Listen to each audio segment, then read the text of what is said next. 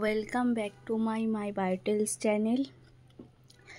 আজকের ইচ্ছে হলো একটু বিরিয়ানি খাবো, তাই তৈরি করছি বিরিয়ানি। দেখে নাও বিরিয়ানিটা কিভাবে তৈরি করছি। অনেকজনেরই বিরিয়ানি বানাবো, প্রায় 20-25 জনের মতন, তাই বড় হাঁড়িতেই করছি। যদি বিরিয়ানিতে কিছু ভুল করে থাকি তাহলে কমেন্ট করে জানিও কি ভুল করেছি।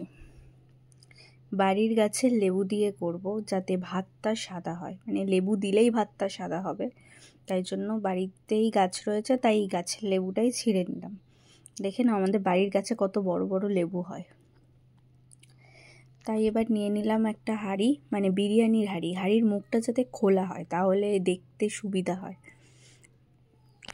এবারে কিছুটা পরিমাণ তেল দিয়ে নিচ্ছি। তেলটা গরম হলে পেঁয়াজটা দিয়ে দিচ্ছি। পেঁয়াজটা কিছুক্ষণ ঢাকা দিয়ে ভাজলে ভালো হয়, যাই হোক আমি খোলাই ভেজেছি।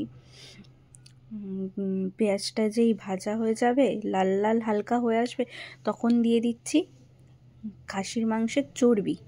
যেহেতু বানাবো আলু বিরিয়ানি, তাই একটু চর্বিটা দিলে ফ্লেভার আসবে ভালো। তাই কিছুটা পরিমাণ চর্বি নিয়ে এসেছিলাম বাজার থেকে, তাই চর্বি দিয়ে দিলাম।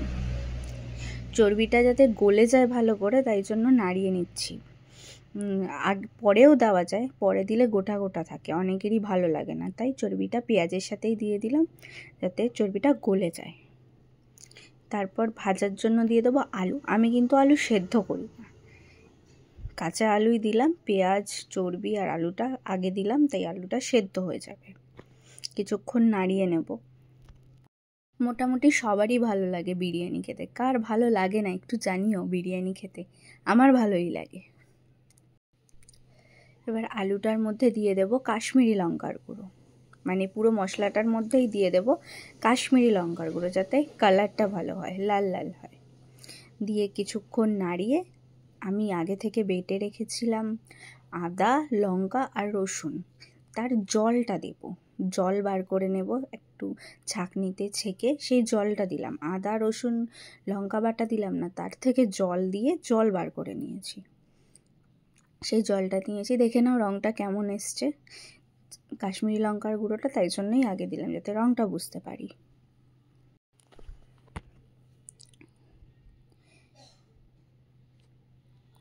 এরপরে দিয়ে দেব টিক্কার কেওড়া জল, গোলাপ জল, যাতে ফ্লেভারটা ভালো হয়। তেমন কিছু তো বিরিয়ানিতে দিচ্ছি না, চিকেন মাটন, তাই আলু বিরিয়ানি করছি, তাই একটু টেক্কার নিয়ে এসেছি। কেওড়া জল, গোলাপ, কিছুটা কেওড়া জল, কিছুটা দিলাম গোলাপ জল। এবারে আলুটা আবার একটু নাড়িয়ে নিলাম। দেখবে প্রায় এখানেই আলুটা হাফ সেদ্ধ হয়ে গেছে, দেখতেই পাবে।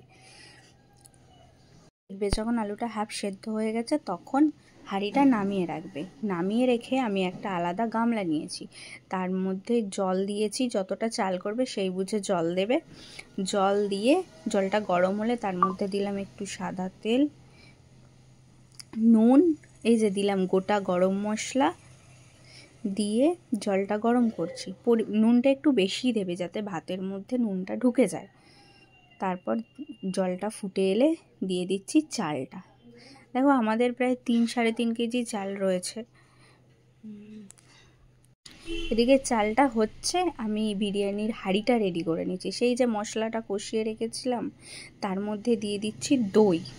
আমি দই কিনে এনেছিলাম, তার মধ্যে হাফের বেশি দইটা দিয়েছি।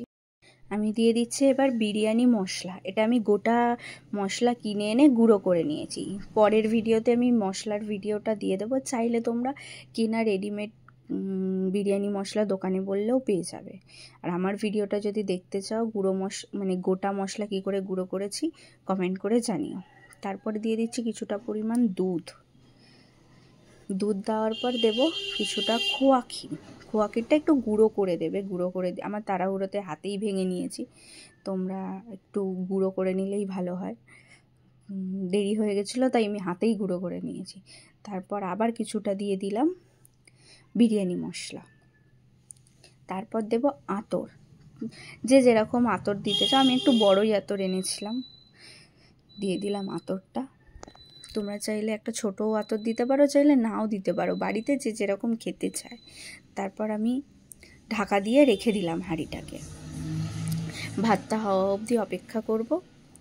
এবার আমার ভাতটা হয়ে আসলে ভাতটা তুলে জলটা ঝরিয়ে আমি হাঁড়িতে দিয়ে দিচ্ছি। দেখো কিভাবে দিচ্ছি।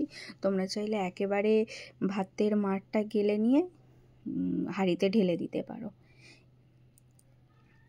এরপর একটা আলাদা বাটিতে আমি কিছুটা পরিমাণ দুধ আর যেই আতরটা দিয়েছিলাম তার অল্পটা রেখে দিয়েছিলাম, ওই আতরটা দুধের মধ্যে দিয়ে দিলাম। আর একটু দিলাম ফুড কালার। ফুড কালার অনেকেই বলবে দাও না, খাও না, চাইলে জাফরান ভিজিয়ে রেখে জাফরানের জলটাও দিতে পারো। কালারের জন্য আমি ফুড কালার দিলাম, খাওয়ার ফুড কালার। দোকানে গিয়ে বলবে যেটা খায় ফুড কালার, সেইটা। এবার দেখো হাত দিয়ে আমি ভাতের উপরে দিয়ে দিলাম। এবার লাগিয়ে নিলাম একটু আটা মেখে, যাতে হাঁড়িটা থেকে হাওয়া না বেরিয়ে যায়, যা তাহলে ফ্লেভারটা বেরিয়ে যাবে। তাই আমি একটু আঠা লাগিয়ে নিলাম, মানে আটা মেখে, বাড়ির আটা যেটা খায় রুটি বানিয়ে।